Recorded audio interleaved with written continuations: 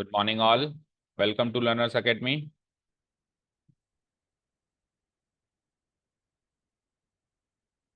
So the next topic in the chapter is trigonometric function, and this is the main topic as we discussed कि chapter का नाम trigonometric functions है। वो अब इसलिए शुरू हो रहे हैं क्योंकि अब पहली एक्सरसाइज में जस्ट हमने एंगल कन्वर्जन सीखा। तो अब हम एंगल कन्वर्जन जान चुके हैं। तो अब अपन हमेशा रेडियन में बात करेंगे आगे से। 30 डिग्री नहीं बोलेंगे, π/6 बोलेंगे। 45 डिग्री नहीं बोलेंगे, π/4 बोलेंगे। 90 डिग्री नहीं बोलेंगे, π/2 बोलेंगे। 360 डिग्री नहीं बोलेंगे, 2π रेडियन बोलेंगे। 180 डिग्री नहीं बोलेंगे, π/रेडियन बोलेंगे। और इन सबसे हम 0 डिग्री 0 रेडियन, जीरो पे दोनों की वैल्यू सेम है, डिग्री में भी 0, रेडियन में भी 0। ठीक है, इस तरीके से हम आगे बढ़ेंगे। ओके, अब ट्रिग्नोमेट्रिक फंक्शंस की बात करते हैं। तो ट्रिग्नोमेट्रिक फंक्शंस का मतलब ट्रिग्नोमेट्रिक रेशियोज को फंक्शन का दर्जा देना। फंक्शन का दर्जा देना कैसे कि उसमें जो मैं अलग अलग एंगल डालता था और अलग अलग वैल्यू निकलती थी, तो जो अलग अलग एंगल डालूंगा वो रेडियन में डालूंगा, वो तो हो जाएगी मेरी एक्स। फंक्शन क्या होता है जिसमें एक एक्स मिले और बदले में एफ एक्स आंसर आ जाए। तो मैं जो एंगल्स होंगे उनको तो इनपुट दूंगा उस फंक्शन में, और आंसर क्या आ जाएगा उन ट्रिग्नोमेट्रिक रेशियोज की वो वैल्यू जो अलग अलग एंगल पे मिलती थी। फॉर एग्जाम्पल 30 डिग्री पे साइन की वैल्यू 1/2 मिलती थी। साइन 30 डिग्री बराबर 1/2 होता था। 30 डिग्री का मतलब π/6, तो साइन π/6 1/2 होता था। दैट मीन साइन फंक्शन के अंदर π/6 इनपुट देंगे तो 1/2 आउटपुट निकलेगा। तो बन गया नहीं एक फंक्शन। ऐसे साइन फंक्शन हो गया, कॉस फंक्शन हो गया, ऐसे 6 के 6 फंक्शन का हमको काम करना है। आज की क्लास में क्या करेंगे, ट्रिग्नोमेट्रिक फंक्शंस में हम अब तक फर्स्ट क्वाड्रेंट में ही घूम रहे थे अप टू क्लास 10th। बोलो, sine cos tan cosec sec cot सबकी वैल्यू हम फर्स्ट क्वाड्रेंट में ही जानते थे। फर्स्ट क्वाड्रेंट मतलब 0, then π/6 30 degree, then 45 degree π/4, then 60 degree π/3, और फिर 90 डिग्री π/2। इससे आगे हम नहीं बढ़े। तो आज हम पहले तो इससे आगे बढ़ेंगे, पहला काम ये करेंगे, इससे आगे बढ़ेंगे। और कहां तक आगे बढ़ेंगे, 2π तक जाएंगे। 2π मतलब पूरा 360 डिग्री का चक्कर। उससे आगे क्यों नहीं बढ़ रहे सर आप? उससे आगे बढ़ेंगे तो वही चक्कर रिपीट होगा। सर्किल है नहीं, तो उतना ही रिपीट होगा।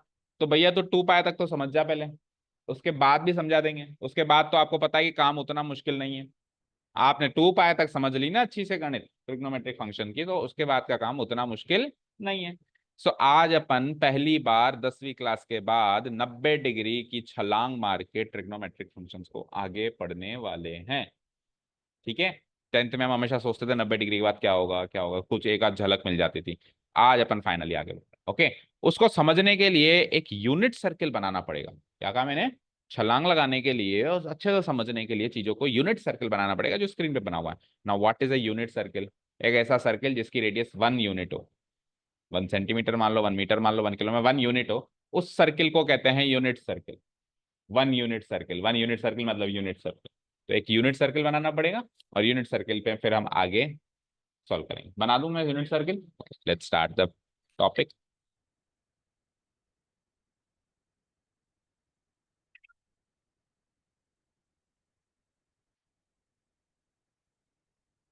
आज बेसिक बेसिक चीजें सीखेंगे ट्रिग्नोमेट्रिक फंक्शंस में, डिटेल में भी कल घुसेंगे।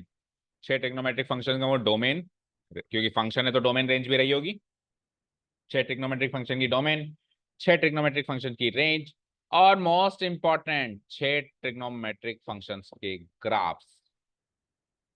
ठीक है, मुंह जबानी रटे हुए होने चाहिए। साइन फंक्शन का ग्राफ कैसा होता है, कॉस फंक्शन का ग्राफ कैसा होता है ना। ठीक है, तो इन सारी चीजों में हम कल घुसेंगे। आज अपन यूनिट सर्किल अप्रोच से 90 डिग्री छलांग लगा के कुछ चीजें डिस्कस करते हैं। दैट्स इट, आज का काम यही। ओके, चलो सब ध्यान से सुनेंगे बिल्कुल। मैंने स्क्रीन क्लियर कर देनी है बिल्कुल, है ना। और जो जो मैं पूछता जाऊं आप उसका जवाब देते जाइएगा, और कोई डाउट हो तो पूछते जाइएगा। रूबल जल्दी आओ, भाग के आओ। सबसे लेट भी आप आते हो और सबसे जल्दी जाने की भी आपको रहती है। So this is a unit circle. जैसा कि मैंने कहा, unit circle is a circle जिसकी रेडियस 1 यूनिट है। इस यूनिट सर्किल को मैंने 4 क्वाड्रेंट में डिवाइड कर दिया। Fine, okay. अब हम ये जानते हैं कल तक की नॉलेज से कि एक सर्किल की एक आर्क, सर्किल की एक आर्क जितनी भी लंबी होती है उतने ही रेडियन का एंगल बनता है एक यूनिट सर्किल में, क्योंकि सर्किल मैंने यूनिट बनाया है। हाँ, यूनिट सर्किल नहीं है तो फिर चेंजेस आ सकते हैं, लेकिन अगर मैं आपने सर्किल सर यूनिट बनाया है तो जितनी लंबी आर्क होगी उतने ही रेडियन का यहाँ पे एंगल बनेगा। तो फॉर एग्जाम्पल अगर ये आर्क जो है 1 सेंटीमीटर लंबी है तो 1 रेडियन का एंगल बनेगा, 2 सेंटीमीटर लंबी है तो 2 रेडियन का एंगल बनेगा, 3 सेंटीमीटर लंबी है तो 3 रेडियन का एंगल बनेगा। तो अगर ये x सेंटीमीटर लंबी है तो x रेडियन का एंगल बनेगा, क्योंकि अब अपन फंक्शंस पढ़ रहे हैं और फंक्शंस में इनपुट हमेशा x देना ही उचित होता है। कल तक हम पढ़ते थे साइन थीटा, अब हम पढ़ेंगे साइन x। क्यों? क्योंकि अब ये पहले ट्रिग्नोमेट्रिक रेशियो था, अब ये फंक्शन है और फंक्शन में इनपुट x देना ही उचित होता है। फंक्शन क्या होता है? F of x. डन। तो मैंने जानबूझ के यहाँ पे एंगल को भी x मान लिया। सर एंगल भी x हो सकता है क्या? x तो कुछ भी हो सकता है। अब ट्रिग्नोमेट्रिक फंक्शंस के इनपुट्स एंगल्स ही तो हैं और इनपुट्स को x मानना उचित होता है समझने के लिए चीजों को बेहतर, इसलिए मैंने एंगल को x माना। यहाँ तक कोई डाउट नहीं। तो ये x सेंटीमीटर किलोमीटर किलोमीटर मतलब x यूनिट्स की आर के, तो x रेडियन का मेरा एंगल बन गया। Okay fine. ओके, अब मुझे एक चीज बताइए, लेट से ये है O और लेट से ये पॉइंट है P। ओके, अगर मैं P से एक परपेंडिकुलर ड्रॉ करता हूं ऑन एक्स एक्सिस, कर दिया मैंने, और लेट से इसको नाम रख देते हैं अपन Q। तो ट्राइंगल OPQ एक राइट एंगल ट्राइंगल है? OPQ एक राइट एंगल ट्राइंगल है। अब OPQ अगर एक राइट एंगल ट्राइंगल है तो एक राइट एंगल ट्राइंगल में आप 10वीं की नॉलेज से साइन थीटा और कॉस थीटा तो निकाल सकते हो, परपेंडिकुलर अपॉन हाइपोटेन्यूज और बेस अपॉन हाइपोटेन्यूज, इतना तो कर सकते हो। करो। सो थीटा इस बार एक्स है तो मैं साइन थीटा नहीं निकालूंगा, मैं साइन एक्स निकालूंगा और कॉस एक्स निकालूंगा। Fine. So let's find it out. Sine x क्या होगा? साइन एक्स का फॉर्मूला क्या सीखा था हमने 10वीं में? Opposite by hypotenuse. तो एक्स के अपोजिट कौन आ रहा है? P Q. और हाइपोटेन्यूज क्या आ रहा है? पीओ या ओपी। और कॉस एक्स की वैल्यू बताओ? एडजेसेंट साइड यानी ओ क्यू बाय हाइपोटेन्यूज वही ओपी। अब क्योंकि ये एक यूनिट सर्किल है तो ओपी की वैल्यू तो 1 है। ओपी देखो रेडियस ही तो है, ओपी रेडियस है या नहीं है? ये कहीं पर भी घूमेगा, रेडियस तो 1 सेंटीमीटर ही है ना। So P Q divided by OP यानी जस्ट पी क्यू हो गया। 1 से डिवाइड करेंगे ना, इसकी वैल्यू 1 है, इसकी वैल्यू भी 1 है, तो ओ क्यू डिवाइडेड बाई 1 ये भी ओ क्यू हो गया। यहाँ तक तो कोई डाउट नहीं है? नहीं। यानी कि पी क्यू जो है उसकी लंबाई साइन एक्स के बराबर है, चेक करो। और ओ क्यू जो है उसकी लंबाई cos x के बराबर। तो पॉइंट पी के कोऑर्डिनेट्स निकाल सकते हो क्या? कोऑर्डिनेट्स कैसे निकालते हैं? मैं इधर कितना गया और उधर कितना गया, तो ये लंबाई cos x और ये लंबाई sin x, तो इसका x कोऑर्डिनेट आ जाएगा cos x और इसका y कोऑर्डिनेट आ जाएगा sin x। सपोज करो मैं 4 कदम इधर जाता और 10 कदम ऊपर जाता तो उस पॉइंट के कोऑर्डिनेट्स 4,10 लिखता, 4,10 लिखता। अभी मैं Q तक आ रहा हूँ, cos x लंबाई है इसकी, और फिर मैं ऊंचाई कितनी है? sin x। तो cos x sin x इसके कोऑर्डिनेट्स हो गए क्या? बोलो, बोलिए। अब हमने क्या टॉपिक स्टार्ट किया अभी कि हमको तो सर साइन एक्स और कोस एक्स की वैल्यू सबसे पहले 90 डिग्री से छलांग लगा के क्या क्या होती है वो बताइए। 10वीं से बड़ी उत्सुकता थी कि 90 डिग्री तक तो सीख गए, 90 डिग्री के बाद की दुनिया कैसी है, साइन एक्स और कोस एक्स की वैल्यू कैसे रिएक्ट करती है इसके बाद, वही सीखने के लिए हम आगे बढ़े। तो इस यूनिट सर्किल में पी पॉइंट देखो 90 डिग्री के बाद भी कूद जाएगा। ये पी पॉइंट तो कहीं पर भी घूम सकता है ना, यहाँ पे भी आ सकता है, यहाँ पे भी आ सकता है, यहाँ पे भी आ सकता है। तो पी पॉइंट के कोऑर्डिनेट्स ही तो साइन एक्स और कॉस एक्स की वैल्यू है। तो आपको सेकंड क्वाड्रेंट में अगर cos x और sin x की वैल्यू चाहिए तो आप सेकंड क्वाड्रेंट में पी पॉइंट के कोऑर्डिनेट सोचो क्या क्या होंगे। थर्ड क्वाड्रेंट में चाहिए तो थर्ड क्वाड्रेंट में पी के कोऑर्डिनेट सोचो, और फोर्थ क्वाड्रेंट में चाहिए तो फोर्थ क्वाड्रेंट में पी के कोऑर्डिनेट सोचो। ये जो पी पॉइंट है ना, ये घूम घूम के जब इधर उधर घूमेगा तो उसके कोऑर्डिनेट्स क्या क्या होंगे। इसका जो एक्स कोऑर्डिनेट होगा वो cos x की वैल्यू है, इसका जो वाई कोऑर्डिनेट होगा वो उसकी sin x की वैल्यू है। ये चीज समझ में आ गई? तो अभी तक हमें ये समझे कि सर एक यूनिट सर्किल में जो मूविंग पॉइंट होता है उस मूविंग पॉइंट के कोऑर्डिनेट्स ही साइन एक्स और cos x की वैल्यूज होते हैं। इसके जो कोऑर्डिनेट्स हैं ये कोऑर्डिनेट्स ही तो साइन एक्स और cos x की वैल्यू हैं। और वो वैल्यूज कैसे होते हैं, कौन सा कोऑर्डिनेट किसका वैल्यू होता है ये भी याद रखो। एक्स कोऑर्डिनेट तो है cos x की वैल्यू और y कोऑर्डिनेट है sin x, क्योंकि ट्रिग्नोमेट्रिक फंक्शन में हमने पहले sin x पढ़ा है, बाद में cos x पढ़ा है। तो कहीं अपन उल्टा ना याद रख लें कि x कोऑर्डिनेट sin x और y कोऑर्डिनेट cos x है, उल्टा है। x कोऑर्डिनेट तो cos x है और y कोऑर्डिनेट sin x है। सर अगर ऐसा है, अगर ऐसा है तो मेरे को फर्स्ट क्वाड्रेंट में वेरीफाई करने दो, देखो तभी आगे बढ़ेंगे हम। तो फर्स्ट क्वाड्रेंट में आपके पास कुछ एंगल्स होते थे, 0, π/6, π/4, π/3 एंड π/2। 0, 30, 45, 60, 90। अभी रेडियन में बात करेंगे अपन ना। तो एक काम करते हैं, 0 और 90 पे ही चेक कर लेते हैं, यानी 0 और π/2 पे चेक कर लेते हैं। फाइन। तो 0 का मतलब ये पॉइंट P उठ के यहाँ 0 पे आया, और 90 का मतलब ये पॉइंट P उठ के यहाँ पे गया। तो इन दोनों पॉइंट्स पे P के कोऑर्डिनेट्स एनालाइज करें। तो अगर ये यूनिट सर्किल है तो यहां से लेके यहां तक रेडियस 1 है, तो इसके कोऑर्डिनेट्स 1,0 होंगे। एक्स एक्सिस पे तो y कोऑर्डिनेट 0 होता है ना, और ये लंबाई 1 है। और अगर ये यूनिट सर्किल है तो ये लंबाई भी 1 है, और y एक्सिस पे x कोऑर्डिनेट 0 होता है, तो इसके कोऑर्डिनेट्स 0,1 होंगे। होंगे। उदित यहाँ पे फोकस करो, आप आउट ऑफ फोकस जा रहे हो। जो यहाँ कह रहा हूं नजर नहीं भटकनी चाहिए, पलक नहीं झपकनी चाहिए। एक्स एक्सिस पे जितने भी पॉइंट्स हैं उनका y कोऑर्डिनेट 0 होता है। होता है क्या? और ये लंबाई 1 सेंटीमीटर है, तो इस पॉइंट के कोऑर्डिनेट्स 1,0 होंगे। और y एक्सिस पे सारे पॉइंट्स का x कोऑर्डिनेट 0 होता है, और ये लंबाई 1 सेंटीमीटर है, तो उस पॉइंट के कोऑर्डिनेट 0,1 होंगे। तो इन दोनों पॉइंट पे p जब आएगा तो cos x 1 हो जाएगा और sin x 0 हो जाएगा। तो क्या ऐसा होता है क्या, जब x 0 हो, इस पॉइंट पे x 0 है, मतलब ये एंगल 0 है ना, ये p पॉइंट जब घूम के इधर आ गया तो इस x की वैल्यू क्या हुई, 0। तो 0 डिग्री पे क्या cos x 1 होता है क्या, सोचो जरा। 0 डिग्री पे cos x 1 होता है क्या, और 0 डिग्री पे sin x 0 होता है क्या? वेरीफाई हो गया है तो दैट मीन्स वाकई में यार p पॉइंट के कोऑर्डिनेट्स ही cos x और sin x की वैल्यू है। चलो 90 डिग्री पे वेरीफाई करते हैं।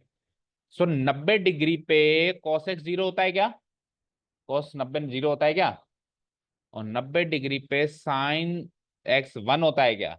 अरे sin 90 डिग्री भी 1 होता है। तो अगर फर्स्ट क्वाड्रेंट में वेरीफाई हो रहा है that mean second quadrant, third quadrant और फोर्थ क्वाड्रेंट में भी इसकी वैल्यूज करेक्ट ही निकलेंगी। पहले तो अपन ने एक अप्रोच बनाई, उस अप्रोच को पहले अपनी नॉलेज से उसको वेरीफाई किया कि ऐसा होता है क्या। सो मेरे पास हाल फिलहाल तो 0 से 90 ही है घूमने के लिए, 10वीं की नॉलेज इतनी है, तो मैंने 0 और 90 पे ही चेक कर लिया। तो 0 पे साइन एक्स तो 0 होता है और कॉस एक्स 1 आता है, तो साइन एक्स 0 और कॉस एक्स 1 आ रहा है, वेरीफाई। और 90 पे साइन एक्स 1 आता है और कॉस एक्स 0 आता है, वहां पर भी वेरीफाई हो गया। डन। दैट मीन्स अब मैं तैयार हूं सर, अब आप खुद दबा दो। यानी कि मैं प्रूव कर चुका हूं, क्या प्रूव कर चुके हैं हम, कि cos x की वैल्यू जो है वो x कोऑर्डिनेट है p पॉइंट का, और sin x की वैल्यू जो है वो y कोऑर्डिनेट है p पॉइंट का, p मूविंग पॉइंट का। अब जब अपन इससे कूद रहे हैं, 90 डिग्री से छलांग लगा रहे हैं, तो इधर इधर इधर हर जगह आपको उसकी वैल्यू सोचनी पड़ेगी। तो आप बीच में से अभी ना सोचें, अभी आप केवल कोनों पे सोचें। एक तो इधर तो आपने, आपको पता है ही, इस कोने पे सोचें, इस कोने पे सोचें, और इस कोने पे तो वापस सेम आ जाएगी, इस कोने पे तो वापस सेम है। तो ज्यादा से ज्यादा आप पहले इन दोनों पे सोचें। अच्छा, ये चार जो एंगल्स होते हैं, ये 0, ये 90, ये 180, ये 270 और ये वापस 360। रेडियन में बात करें तो 0, π/2, पाए, 3 π/2, 2 पाए, बोलो याद हुआ? 0, बोलो, π/2, पाए, 3 π/2, 2 पाए, या 2 पाए इक्वल टू 0 ही होगा। ठीक है। इन चारों एंगलों को बोलते हैं क्वाड्रेंटल एंगल्स। क्या बोलते हैं इनको? क्यों? क्योंकि यहाँ पे क्वाड्रेंट बदलता है, यहाँ पे क्वाड्रेंट बदल रहा है, फर्स्ट से सेकंड हो रहा है, सेकंड से थर्ड हो रहा है, थर्ड से फोर्थ हो रहा है, फोर्थ से वापस फर्स्ट हो रहा है। इनको क्या बोलते हैं? क्वाड्रेंटल। तो पहले तो आप साइन एक्स और कॉस एक्स की वैल्यू क्वाड्रेंटल एंगल पे निकालना सीखो। दो क्वाड्रेंटल एंगल पे तो आप जानते हो, 0 पे और π/2 पे। दो और पे सीखो, किस पे? पाए पे और 3 π/2 पे और सीखो। फिर क्या होगा, फिर बीच में निकालना सीखेंगे बाद में। पहले कोनों पे तो सीखो, समझ गए? अब मैं आ गया यहाँ पे, इस पे और इस पे तो पता है ना मुझे, तो इस पे और इस पे वैल्यू पता करें। तो आप भूल जाओ ट्रिग्नोमेट्री, आप तो मुझे बताओ, अगर ये पॉइंट 1,0 है तो वो पॉइंट -1,0 नहीं होगा क्या? और वो पॉइंट अगर 0,1 है तो ये पॉइंट 0,-1 नहीं होगा क्या? वो जितना ऊपर जा रहे हैं उतना ही तो नीचे जा रहे हैं। और जो एक्स कोऑर्डिनेट है वो किसकी वैल्यू है? cos x की, यानी cos पाई -1 निकला यहां से, ये पाए तो है, cos पाई क्या निकला? और ये y कोऑर्डिनेट किसकी वैल्यू है? sin x की, तो sin पाई 0 निकला। इधर आ जाओ, ये 3π/2 पे है। जीरो किसकी वैल्यू है? cos x की वैल्यू है, तो cos 3π/2 यहां से क्या निकला? 0 निकला। और sin 3π/2 क्या निकला? -1 निकला। यहाँ पे ये 0 डिग्री पे क्या था? cos 0 1 और sin 0, ये तो खैर मैं टेंथ क्लास से भी जानता था कि sin 0 0 है, cos 0 1। और वहां पे π/2 है, वो क्या है? π/2। तो cos π/2, पहला cos होता है दूसरा sin होता है, पहला cos होता है दूसरा sin होता है, फिक्स है ना? आप कोऑर्डिनेट्स डिसाइड कर लो पहले।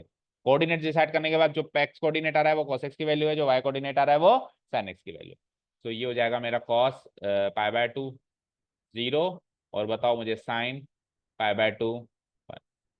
चार क्वाड्रेंटल एंगल पे ये 8 वैल्यूज याद करो जितना जल्दी हो सके, जिसमें से ये चार, ये दो और ये दो तो वैसे भी आपको याद थी, ये दो और ये दो जितना जल्दी याद कर सके हम कर लें, तो हम आगे बढ़ सकते हैं फिर। क्योंकि कोनों पे याद होगा तो अंदर का याद होगा। अभी तो अंदर के इनफाइनाइट वैल्यूज है मेरे पास, इनफाइनाइट में से हम स्टैंडर्ड ही याद करेंगे। जैसे फर्स्ट क्वाड्रेंट में 5 स्टैंडर्ड हुआ करती थी, 0, 30, 45, 60, 90। तो 5 ही इधर होंगी, 5 ही इधर होंगी, 5 ही, ये स्टैंडर्ड याद करेंगे हम, ज्यादा नहीं करेंगे, लेकिन वो अंदर जाए तो भी 20 वैल्यूज हो गई। तो पहले कोनों पे याद करना सीख, क्वाड्रेंटल एंगल्स पे याद करना सीख। याद हुआ क्या? तो 90 से छलांग लगा लिया आज की तारीख में हमने। ठीक है, बोलो याद हुई क्या?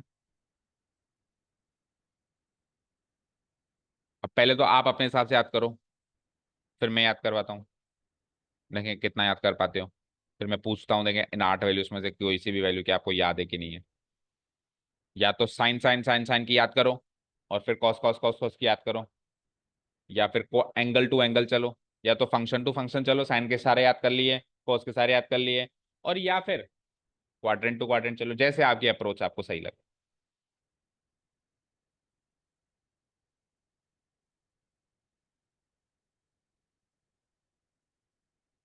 बोलो याद हुआ? याद हुआ? अब देखो बेटा, एक्स एक्सिस पे वाई कोऑर्डिनेट 0 होता है, और वाई कोऑर्डिनेट साइन एक्स होता है।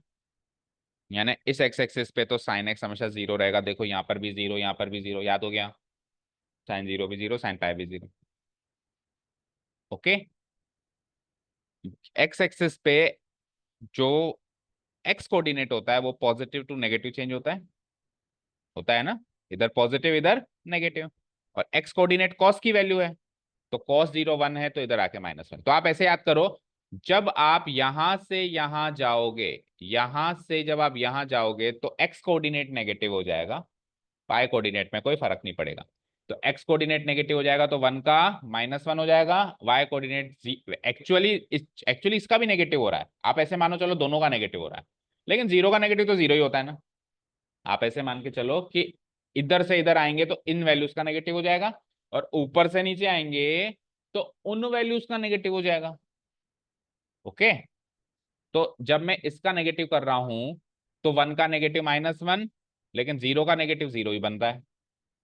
और जब मैं उनका नेगेटिव कर रहा हूं तो अब की बार कॉस की वैल्यू में चेंजेस नहीं है, क्योंकि उसकी वैल्यू 0 है वहां पे, उसका नेगेटिव 0 ही रहेगा, लेकिन साइन की वैल्यू में चेंजेस है। तो एक्स एक्सिस में कॉस की वैल्यू में नेगेटिव आ जाता है और साइन की वैल्यू 0 ही रहती है, और वाई एक्सिस पे जब आप उस क्वाड्रेंटल से इस क्वाड्रेंटल पे आते हो तो उल्टा होता है।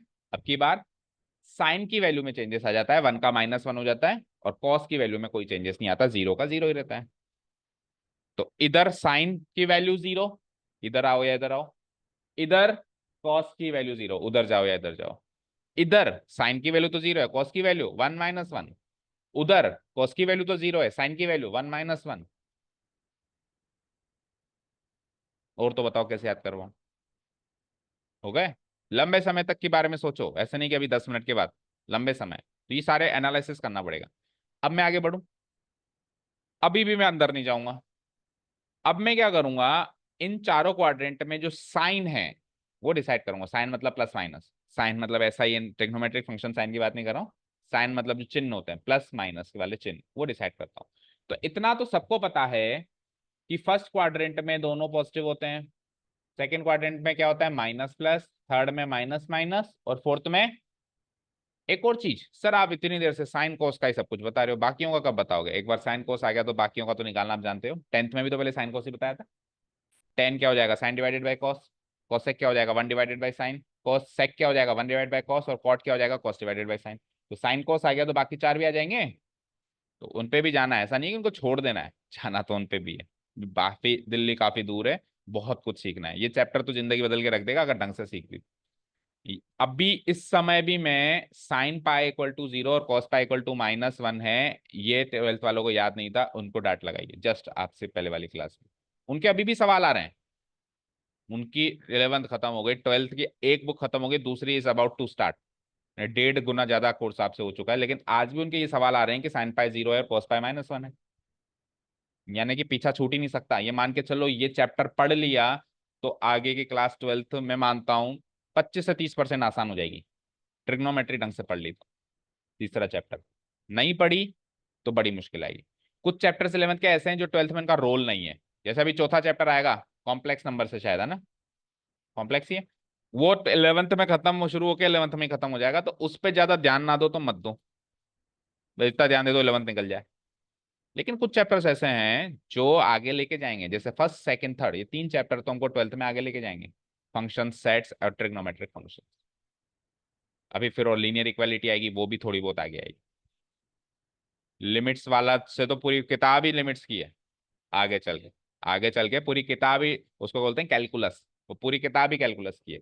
वो तो आएगी आएगी, प्रोबेबिलिटी आएगी, कैलकुलस आएगी, और आ जाओ आप, थ्री डायमेंशनल ज्योमेट्री आएगी। स्टेटिस्टिक्स बहुत ही मामूली सी आएगी, छोड़ देना मेरी तरफ से।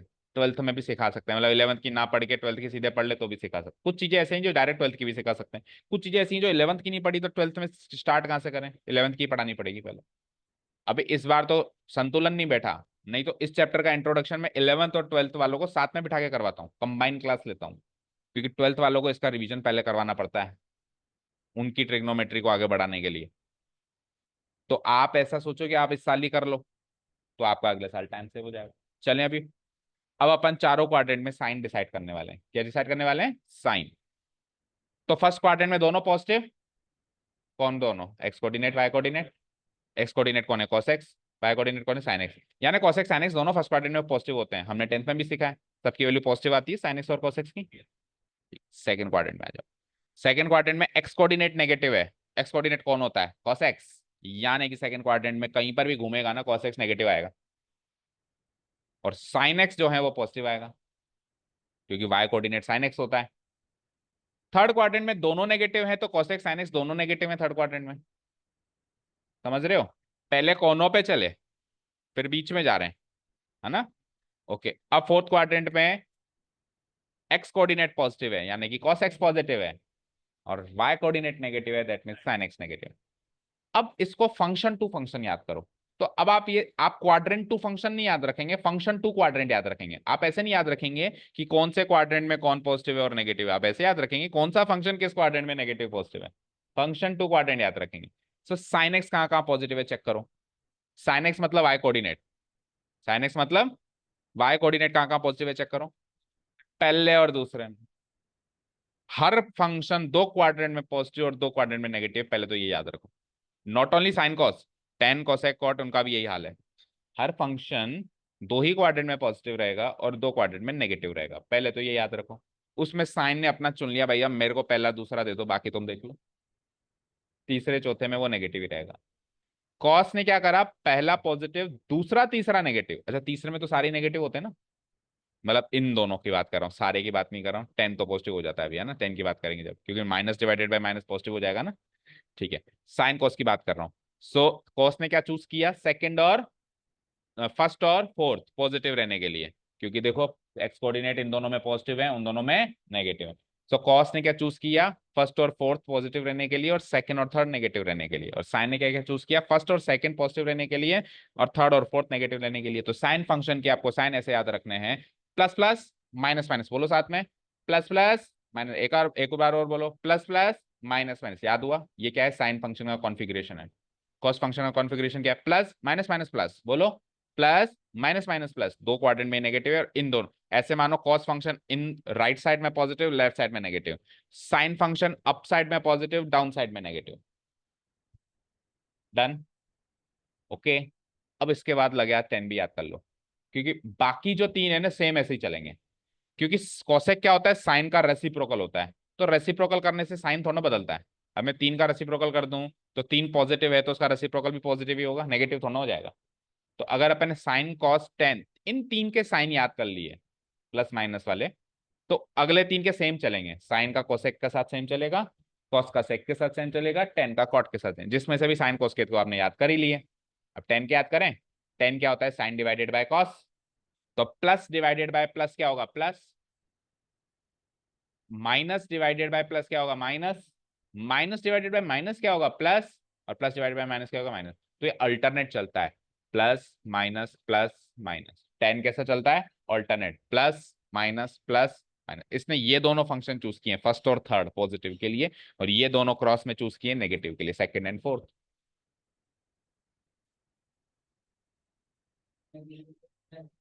कैसे? हाँ हाँ हाँ। 1/10⁻²² का मीनिंग क्या होता है ये बताओ, -100, आर यू श्योर? पहले भी पहुंचे तो आज भी पहुंचे। बेटा 1/, क्या कह रहा है तू, आप ऐसे कह रहे हो कि 10⁻²² के बारे में बताइए, 10⁻²² लिख ले, 10⁻³ लिख ले, 10⁻7 लिख ले, ये सारे नंबर्स नेगेटिव नहीं है, पॉजिटिव हैं। इसको बोलते हैं 1/100, इसको बोलते हैं 1/1000, इसको बोलते हैं 1/70। ये सारे नंबर अभी भी पॉजिटिव हैं, रेसिप्रोकल करने के बाद भी पॉजिटिव हैं। इनमें कोई भी नंबर नेगेटिव, इनमें से इनको नेगेटिव बनाने के लिए पावर नेगेटिव थोड़ा ना लगेगी, इनके पीछे नेगेटिव लगेगा। पावर नेगेटिव होने से नंबर नेगेटिव थोड़ा ना होता है, पावर नेगेटिव होने से तो वो क्वांटिटी डिनोमिनेटर में है मतलब। ठीक है, क्लियर है? तो ये चीज क्लियर हो गई कि रेसिप्रोकल करने से साइन नहीं चेंज होगा, प्लस का प्लस ही रहेगा, माइनस का माइनस ही रहेगा। सो मुझे बताओ साइन कॉस 10 के तीनों चारों क्वाड्रेंट्स में साइंस याद हुए क्या? बोलो उदित, साइन फंक्शन कैसे चलता है चारों क्वाड्रेंट में? ठीक है, आप बोलो टेन फंक्शन कैसे चलता है?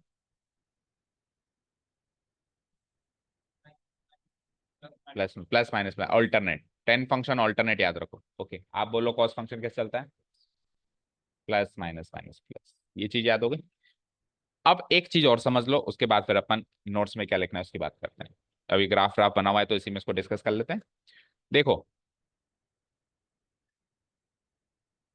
अगर मैं, हमने कल आपने अगर कल का वीडियो देखा हो, कल का या परसों का याद नहीं आ रहा, परसों के वीडियो में शायद मैंने फाइनल लास्ट में रिकॉर्ड किया था कि जब अपन एंटी क्लॉकवाइज डायरेक्शन चलते हैं तब एंगल पॉजिटिव होता है, लेकिन जब अगर मैं क्लॉकवाइज डायरेक्शन चलते हैं तो एंगल नेगेटिव होता है। राइट, ये सीखा था हमने। तो अगर मैं ये एक्स एंगल ऐसे ना लेके ऐसे ले लूं, एक्स, ये एंगल एक्स ऐसे ना लेके ऐसे ले लूं, यानी 30 डिग्री ऊपर ना चल के नीचे ले लूं, कहने का मतलब ये है, तो आप मानते हो वो एक्स नहीं है, वो -x है। अब दिखने में तो ये 30 डिग्री दिख रहा है, लेकिन मैं क्या कहूंगा कि यहाँ पे ये जो एंगल है ये -x है, क्योंकि आप क्लॉकवाइज डायरेक्शन में चले हो। तो क्लॉकवाइज डायरेक्शन में अगर मैं चलूं तो साइन और कॉस की वैल्यू कैसे होगी वो सोचते हैं। तो जब आप क्लॉकवाइज डायरेक्शन चल रहे हो तो वो अगर आप बेसिक तरीके से निकालना चाहो तो आप एक काम कर सकते हो कि, चलो मैं थोड़ा सा क्लीन करता हूँ ग्राफ।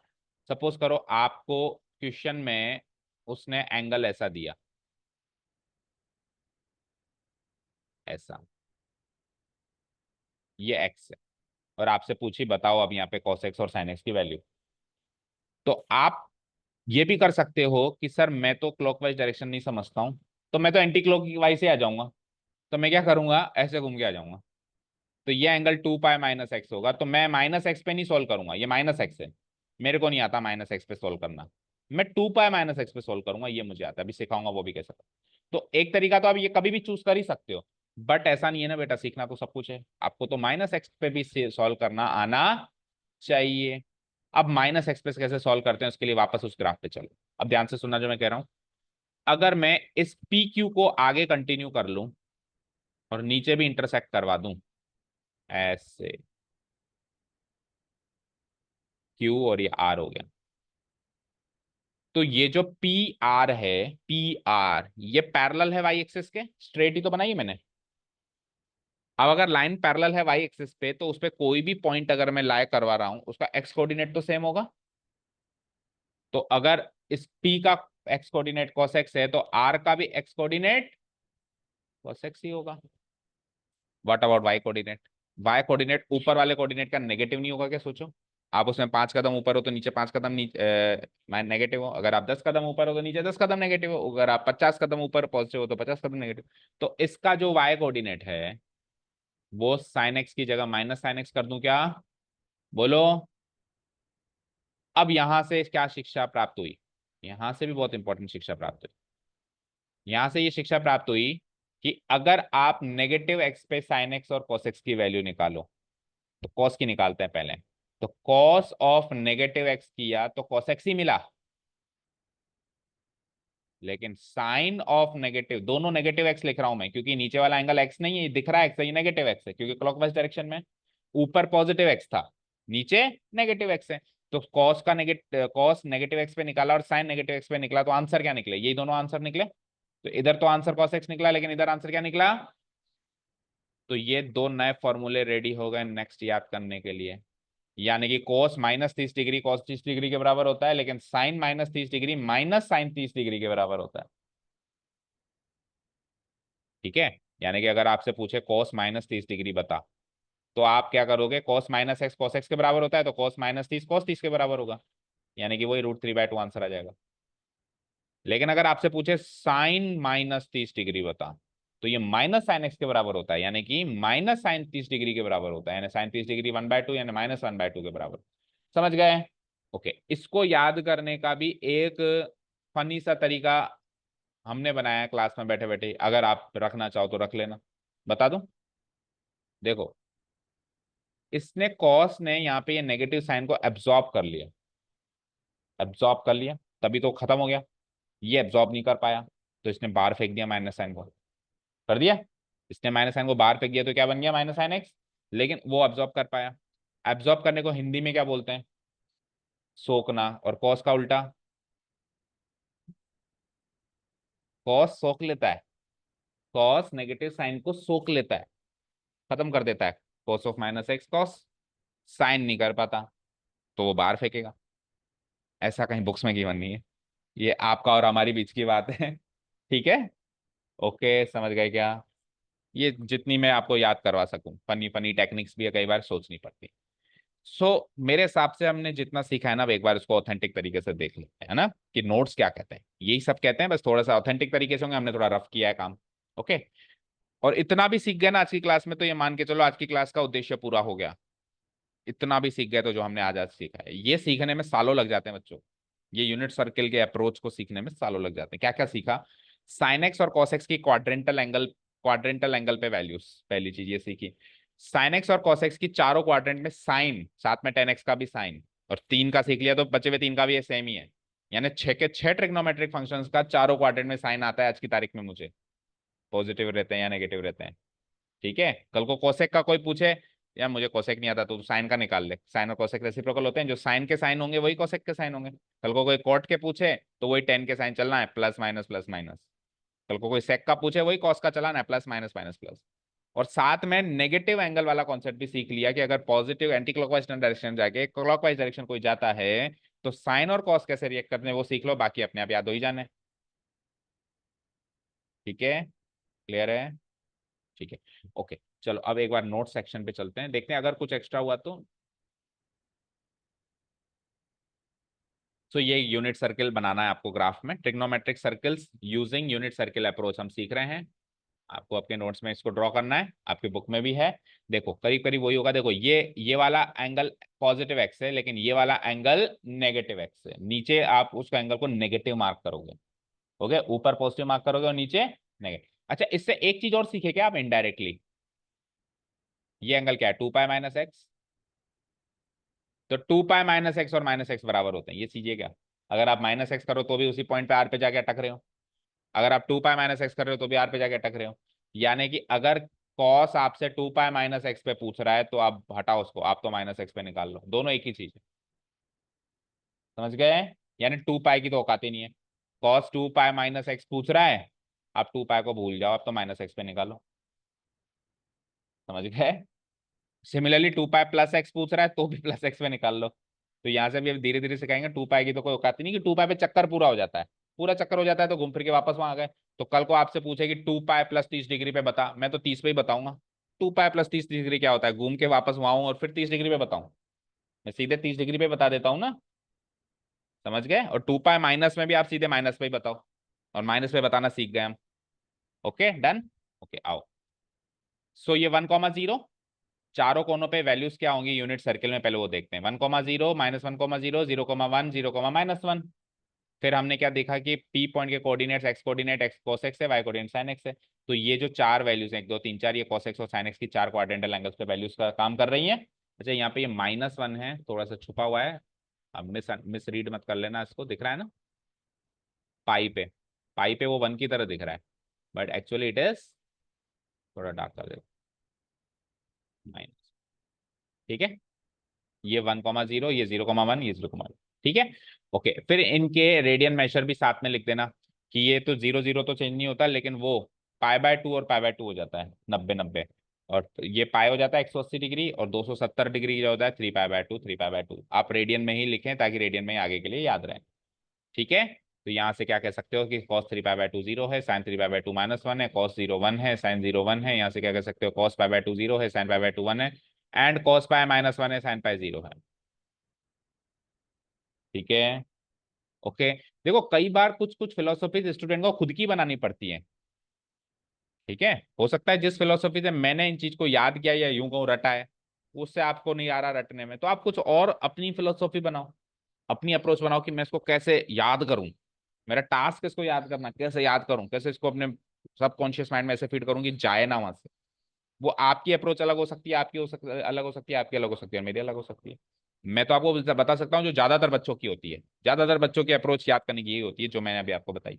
आपकी वो डिफरेंट भी हो सकती है, और एट एक पॉइंट ऑफ टाइम के बाद अपनी अपनी अप्रोच खुद को बनानी ही पड़ती है। अब बच्चे नहीं है कि हमको सबको एक टू की टेबल सुना दें। समझ गए ना? Okay clear. यस। ये 1 यूनिट है ही सही, ये 1 यूनिट है ही सही, ये भी 1 यूनिट है ही सही, ये भी 1 यूनिट है, क्योंकि रेडियस तो सेम ही रहता है हर जगह। ओके, अब देखो नीचे क्या लिखा हुआ है, ये ग्राफ बना दोगे आप, ये फिगर बना दोगे।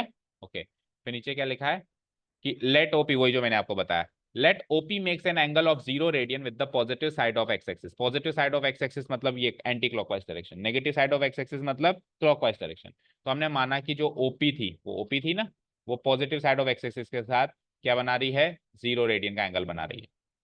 क्या बना रही है, 0 रेडियन का। ठीक है। So angle P Q O क्या हो जाएगा, 90 डिग्री। उस फिगर को और इन नोट्स को पढ़ना तब समझ में आएगा। ठीक है, पी क्यू ओ क्या हो जाएगा, 90 डिग्री।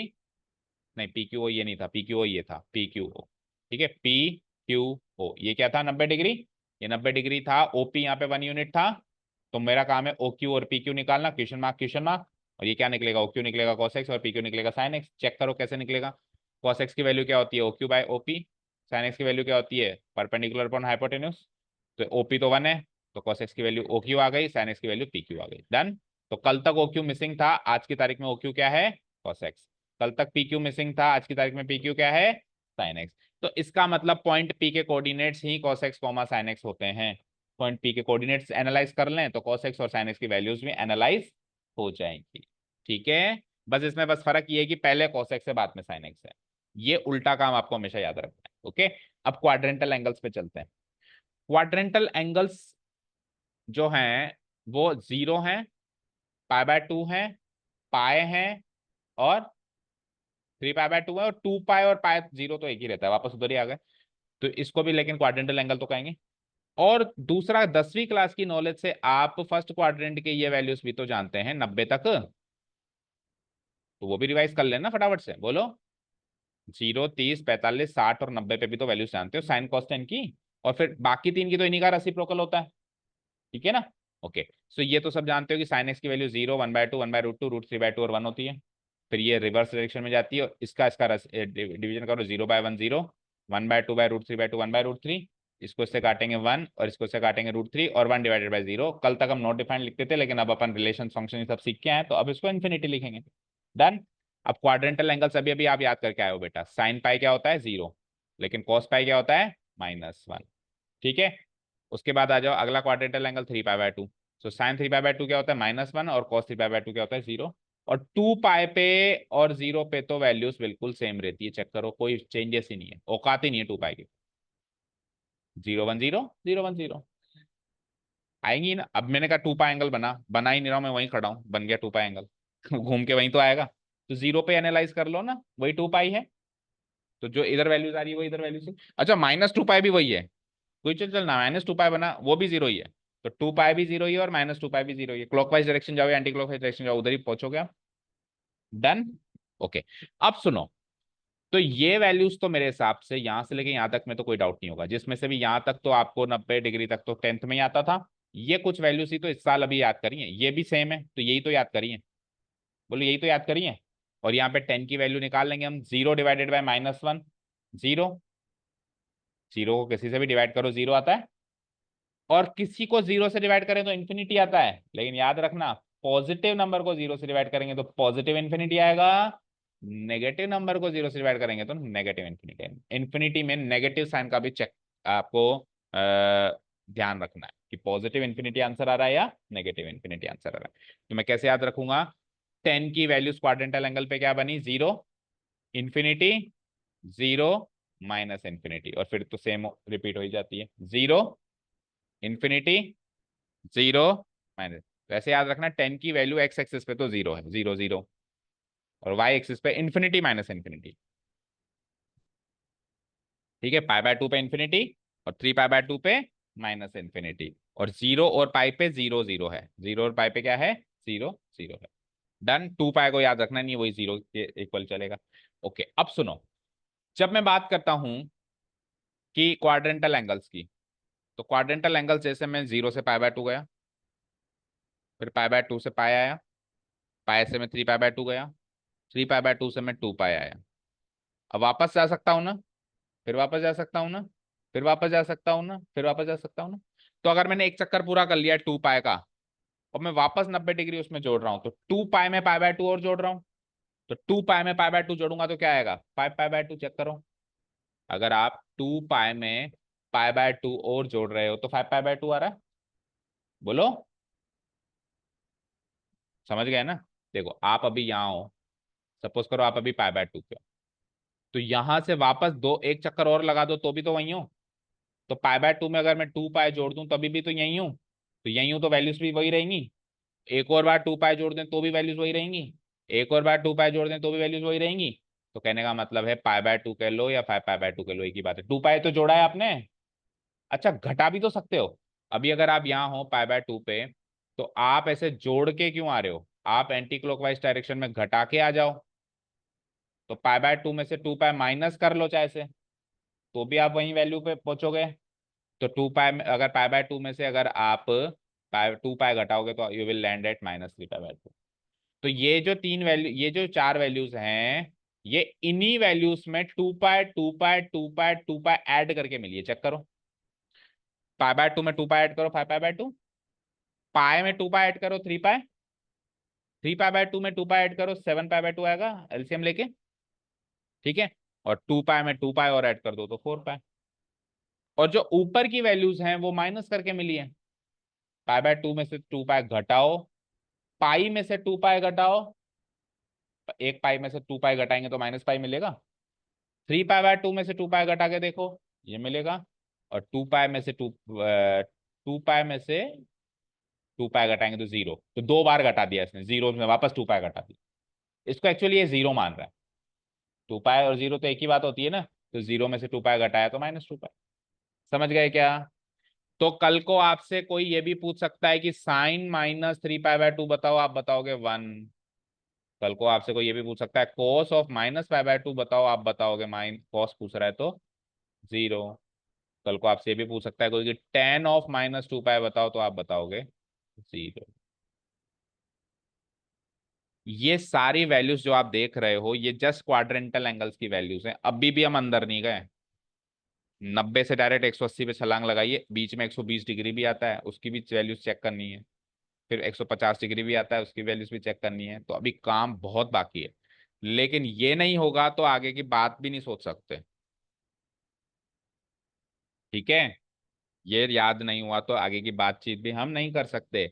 ये आपको जल्दी पहचानना है कि ये -180 डिग्री है, तो कॉस ऑफ -180 डिग्री -1 होगा। आप तो ऐसे देखो, -180 डिग्री या +180 डिग्री दोनों ही केस में मैं 180 डिग्री ऐसे जाऊंगा, -180 डिग्री ऐसे जाऊंगा, तो मैं हूं तो यहाँ ना। और यहाँ पे कॉस -1 होता है ना, इस जगह पे कॉस क्या होता है, इस कोने पे कॉस क्या होता है -1, इस कोने पे कॉस क्या होता है +1, और इन दोनों कोनों पे 0 होता है। ठीक है, साइन की गणित करें तो साइन क्या होता है, इन दोनों कोनों पे 0 होता है, और इन दोनों कोनों पे 1 - 1 होता है। तो आप एंगल देख के कोना पहचानो। -पाई मतलब आप इस कोने पे हो। चार कोनों की बात करें तो राइट, लेफ्ट, अप, डाउन। तो -पाई का मतलब आप लेफ्ट वाले कोने पे हो। बोलो। 3 पाई का मतलब भी आप लेफ्ट वाले कोने पे हो। और पाई का मतलब, ये तीनों एंगल सेम है, कहने का मतलब ये तीनों एंगल्स क्या हैं, सेम है। -पाई, 3 पाई और पाई।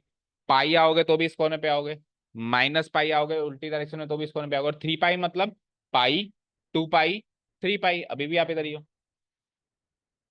पाई मतलब आधा सर्कल, पाई, 2 पाई फुल सर्कल, 3 पाई उधर है। आप सोचो ये तीनों एंगल सेम है या नहीं है, बताओ। 3 पाई/2 मतलब ऐसे करके 270 डिग्री।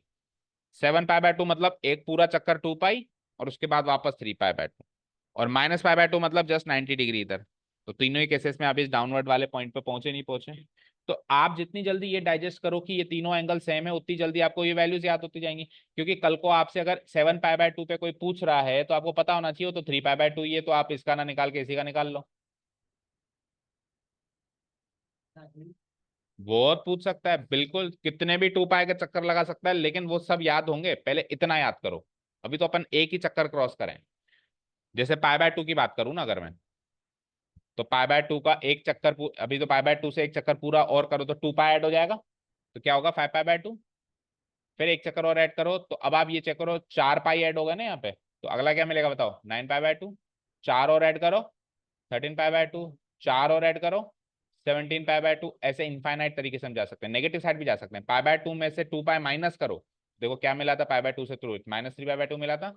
-3 पाई/2, और चार माइनस करो, -7 पाई/2, और चार माइनस करो, -11 पाई/2। ये सारे एंगल सेम हैं, इन पे किसी की इन पे हम साइन किसी पे भी निकाल लें, सब पे 1 मिलेगा। इन पे हम किसी पे भी कॉस निकाल लें, 0 मिलेगा। इन पे हम किसी पे भी टेन निकाल लें, इन्फिनिटी मिलेगा। ये दिखने में इतने सारे एंगल्स हैं, सारे सेम है। अब हम कितना जल्दी इसको सीख पाते हैं, ये सारे एंगल सेम है, उतना जिंदगी आसान होती चली जाएगी इस चैप्टर की। ठीक है, नहीं तो आप कहोगे सर इतनी बड़ी मुश्किल से ये याद किया था, अब 11 पाई/2 पे भी याद करूं। मत करना यार, तू ये याद कर 11 पाई/2 किसके बराबर है। उस एंगल पे वैल्यू 11 पाई/2 -11 पाई/2 के वैल्यू के बराबर होगी। ठीक है, अभी क्वेश्चंस भी आएंगे, थोड़ी बहुत प्रैक्टिस उससे भी होगी, समझ गए। मैं चाहता हूं टेंशन हो, अभी आपको टेंशन हो रही है सबको, ये मैं चाहता हूं ये टेंशन हो, ताकि आप ये एक दो दिन में टेंशन लेके इनको खत्म करें, तभी मैं आगे बढ़ पाऊं। ओके, चलो। अब देखो यहाँ पे क्या चीज लिखी हुई है, कुछ और चीज सीखो।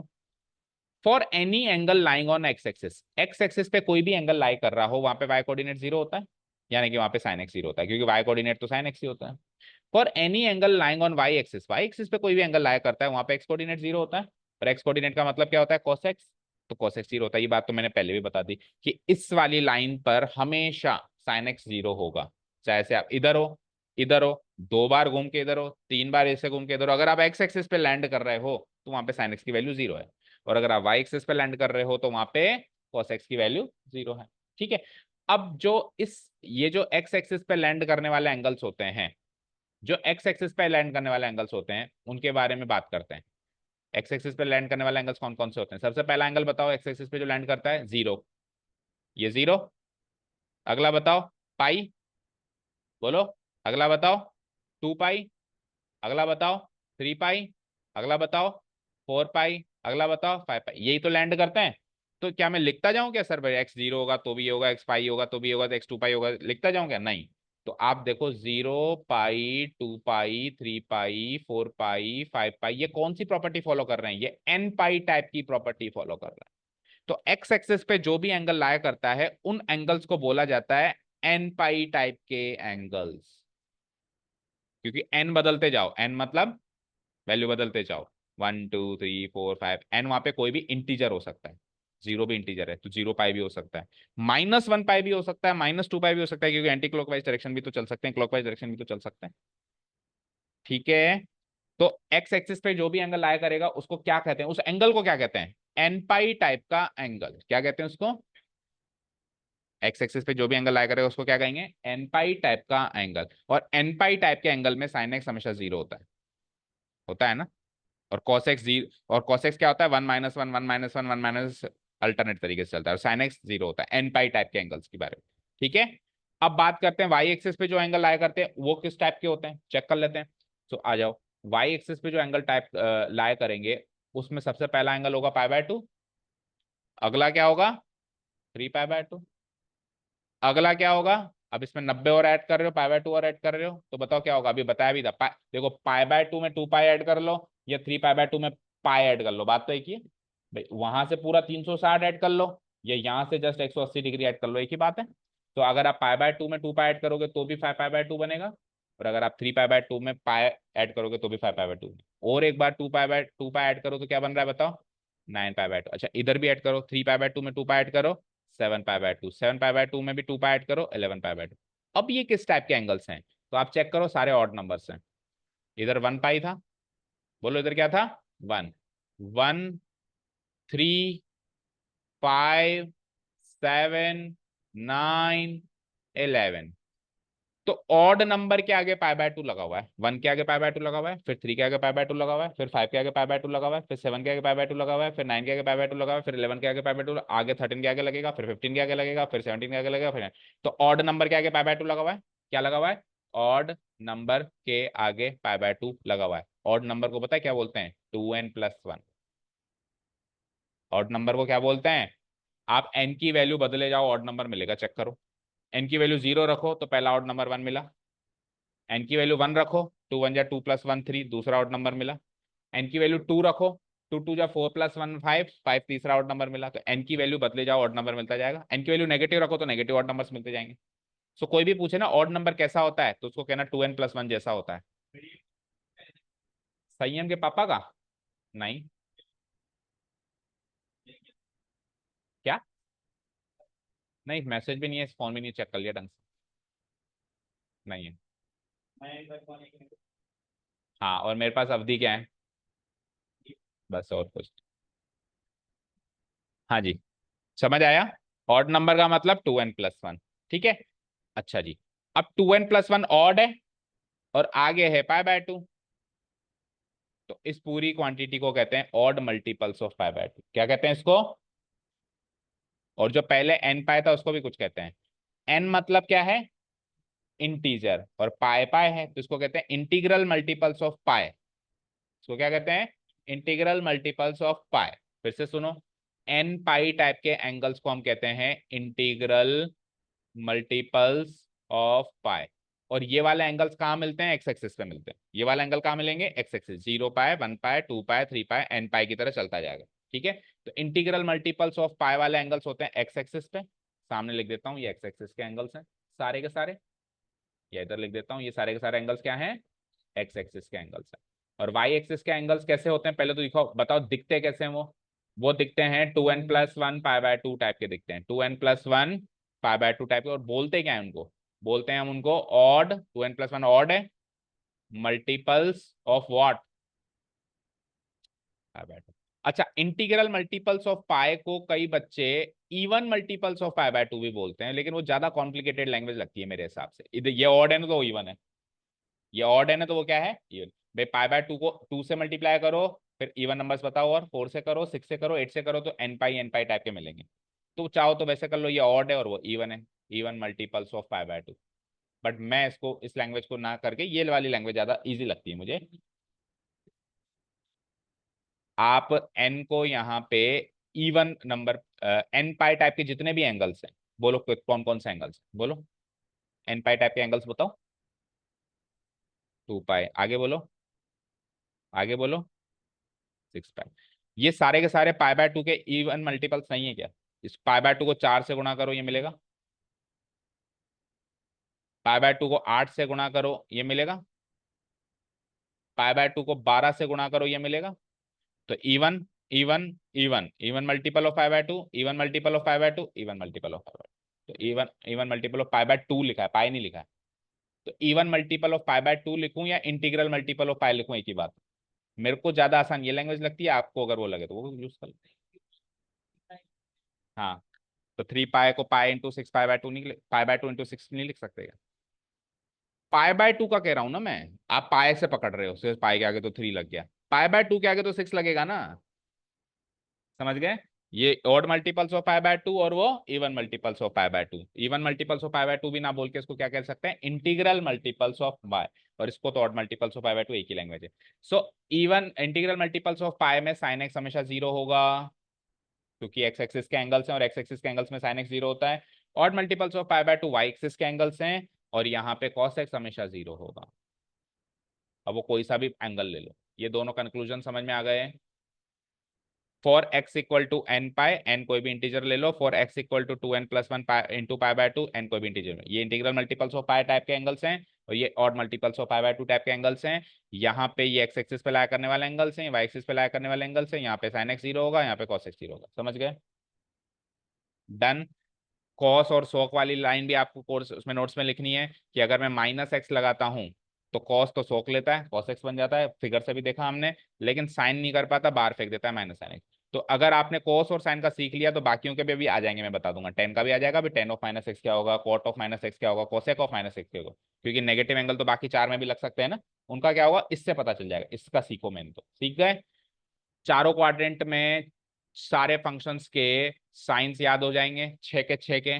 देखो, साइन के कैसे याद किए हमने, first quadrant, second quadrant, third quadrant, plus plus minus minus. तो अगर साइन के प्लस प्लस माइनस माइनस है तो कॉसेक उसी का रेसिप्रोकल है, इसके भी प्लस प्लस माइनस। आपको ये टेबल बनानी है आपके नोट्स में, ठीक है। फिर आओ कॉस। कॉस कैसे याद किया अपन ने, प्लस माइनस माइनस प्लस, तो कॉस का रेसिप्रोकल सेक है, तो इसमें भी क्या हुआ, प्लस माइनस माइनस प्लस।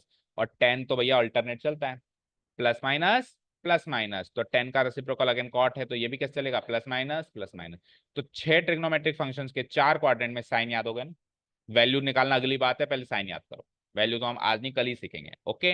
अब इसको याद करने का भी एक फनी सा तरीका है। आप ऐसे याद करो, ऑल स्टूडेंट्स, ये तो शायद स्कूल में भी कई बार बताते हैं, पता नहीं आपको बताएंगे नहीं बताएंगे। All students, all students A S, हाँ ए एस टी है ना, all students of 10th class, बताया क्या आपको भी, A S T C, all students of 10th class, A S T C. ये तो एक्चुअली किसी बच्चे ने ही मुझे बताया था, तो मैंने बताया है आपको कि हमारे स्कूल में ऐसा बताया गया, उन्होंने बताया। वो आप कुछ भी करो, सबकी अप्रोच है ना। तो all students of 10th class book में कहीं लिखा हुआ कोई ऑथेंटिक तरीका, ना ए एस टी सी आपकी बुक में, ना आप जो करे हो बुक में, जिसको जैसे याद हो जाए। और मेरे को तो सही बात बताऊं, ये साइन वैसे याद हो जाते हैं, ऐसे याद रखो आप तो, plus plus minus minus, plus minus minus plus, plus minus plus minus, बाकी तीन सेम। अब ऑल का मतलब, ये क्वाड्रेंट टू, ये जो फॉर्मूला है ये क्वाड्रेंट टू, नहीं, ये फंक्शन टू क्वाड्रेंट याद कराता है। जबकि मैंने कहा ना आपको, फंक्शन टू क्वाड्रेंट नहीं, क्वाड्रेंट टू फंक्शन भी याद करो, है ना।